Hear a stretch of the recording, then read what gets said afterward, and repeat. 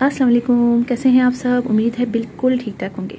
पास plants ऐसे होते हैं जिनको देखकर रियली मज़ा आ जाता है। ऐसे ही मेरा ये प्लांट है डेविल्स बैकबोन का, यानी शैतान की रीढ़ की हड्डी। और शायद उसको इसलिए भी ये कहा जाता है कि जैसे आप इसकी जो लीव्स स्टेम है वो किस तरीके से टेढ़ा मेढ़ा होकर जैसे कि हमारी रीढ़ की हड्डी होती है उसी तरीके से ये आगे बढ़ता है। तो इसीलिए इसको, और चूंकि इसके अंदर पॉइजन भी होता है, जी हाँ, इसके अंदर पॉइजन भी अच्छा खासा होता है, इसीलिए शायद इसको शैतान की रीढ़ की हड्डी कहा जाता है। मेरा ये प्लांट आप देख रहे हैं कितना ज़बरदस्त और कितना अच्छा रहा है। ये प्लांट मेरा 8 साल पुराना प्लांट है और इससे कितने ही छोटे छोटे मज़ीद प्लांट तैयार किए और ये सब का मदर प्लांट है। इसकी ग्रोथ बहुत ही अच्छी हो रही है। इस प्लांट को सेकुलेंट फैमिली का प्लांट भी कहा जाता है, जो कि इसके स्टेम के अंदर ऑलरेडी बहुत ज़्यादा पानी होता है। और आप ये देखिए कि इसकी ग्रोथ कितनी अच्छी हो रही है। मेरा ये प्लांट रखा हुआ है ऐसी एरिया में जहाँ पर सिर्फ आधे घंटे की डायरेक्ट सनलाइट आती है मॉर्निंग की, और इसी वजह से इसकी ग्रोथ बहुत अच्छी हो रही है। क्योंकि ये प्लांट बहुत ज़्यादा सन की रिक्वायरमेंट इसको नहीं होती है। हम इसको अक्सर अपने ज़मीन पर लगा देते हैं, घरों के बाहर भी, और वैसे भी जग देते हैं ऐसी जगह पे। जब बहुत ज़्यादा हम इसको धूप देते हैं तो इसकी खाली स्टेम रह जाती है और कहीं कहीं एक दुक्का पत्तियाँ होती है, बाकी सारा सूख जाता है। तो अगर इसको हम कहें कि मतलब बाकी जो लीव्स होते हैं वो झड़ जाते हैं और सिर्फ छोटी छोटी सी आगे की कुछ लीव्स रह जाते हैं। तो इसीलिए अगर हम इसको कहें कि ये इंडोर प्लांट है तो गलत नहीं होगा।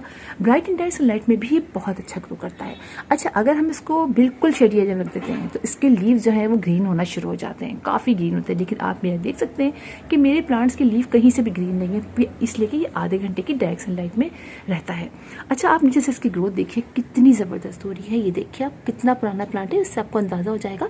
इसकी छोटी छोटी डंडियाँ जो सूखती चली जाती हैं उसको मैं तोड़ देती हूँ। ये इसकी केयर है। इसको प्रोपगेट करना भी बहुत आसान है। और एक ये इसलिए भी इसको शायद शैतान के रीढ़ की हड्डी कहते हैं, इसलिए कि जहाँ गिरता है वहाँ इसकी, जहाँ भी इसकी छोटी सी ब्रांच भी गिरती है वो वहीं लग जाती है। तो बहुत तेज़ी से ये फैलता भी चला जाता है।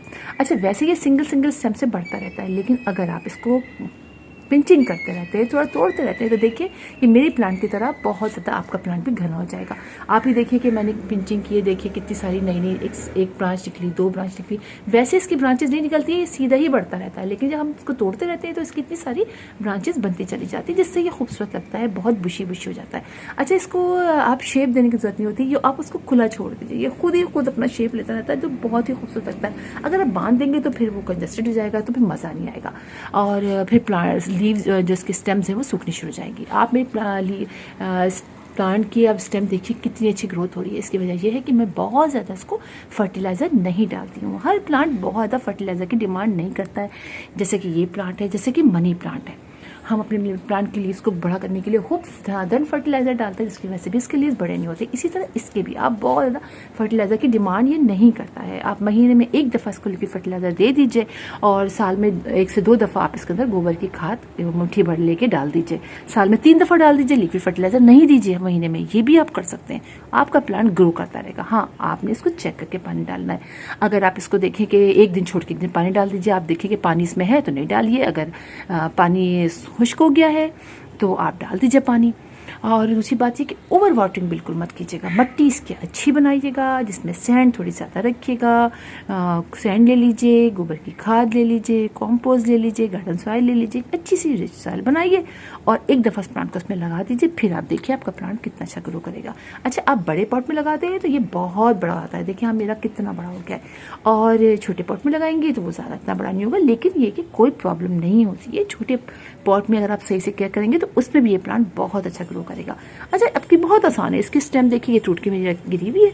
इसको आपने ऐसे लगा लीजिए इसके अंदर, ख़त्म, ये लग गया। इसको खड़ा कर देते, जैसे कि ये है ना, इसमें तो खैर देखिए ये ऐसे कीजिए आप इसको, और ऐसे करके आप इसको ऐसे बस लगा दीजिए और पानी उसको ज़्यादा मत डालिए। जैसे कि मैंने कहा कि सेकुलेंट प्लांट है की तरह का प्लांट है, मतलब कुछ लोग कहते हैं इसको सेकुलेंट प्लांट, लिहाजा आप पानी डालेंगे तो आपकी ये स्टेम नहीं लगेगी। लिहाजा आप तोड़ के बहुत सारे इसके प्लांट तैयार कर सकते हैं। अच्छा, एक और बात बताऊँ आपको मैं, वो ये कि आप अपने इस प्लांट को स्पाइडर माइट्स का अटैक वैसे अक्सर हो जाता है, क्योंकि कर्ल लीव्स होते हैं ना इस पर। वैसे मेरे तो देखिए इतना बड़ा प्लांट हो गया, अभी तक इस पर कोई नहीं हो, लेकिन बाज़ लोग कहते हैं कि हमारे इस पर कीड़े लग गए हैं वो, तो आप इस पर इंसेक्टिसाइड का स्प्रे कर दीजिए। जब आपको लगे कि इस पर उसमें मसला हो रहा है, कर दीजिए। वैसे इस प्लांट के पर कोई ऐसा प्रॉब्लम नहीं होती है। तो ये बहुत अच्छा प्लांट है, आपको इजीली मिल भी जाएगा। इसमें एक बिल्कुल प्लेन वाला भी होता है जिसमें प्लेन लीव्स होते हैं, और एक इस तरह से होता है, और मतलब बहुत छोटे छोटे लीव्स होते हैं ग्रीन कलर के।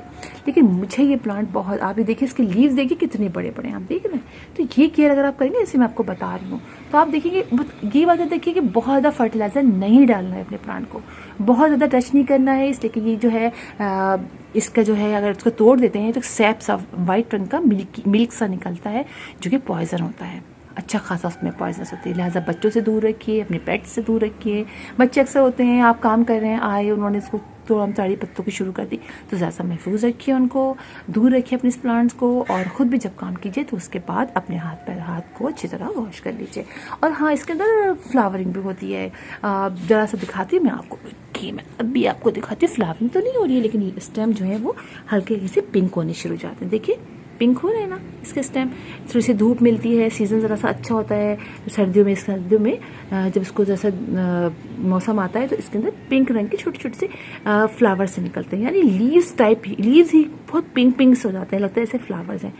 इस तरह से ये हो जाता है, यानी लीव्स सारे पिंक रेड कलर के, थोड़े से जो पिंक को डार्क कलर कर दे ना, तो उस तरह के हो जाते हैं। और लीव्स भी साइड से ऐसे पिंक हो जाते हैं। तो बड़ा प्यारा प्लांट है, नर्सरीज में भी इजीली अवेलेबल है, आप बिल्कुल इजीली इसको ला सकते हैं। तो फिर इंशाल्लाह आप लोगों से मुलाकात होगी किसी और वीडियो में, किसी और टॉपिक के साथ। तब तक के लिए अल्लाह हाफिज़।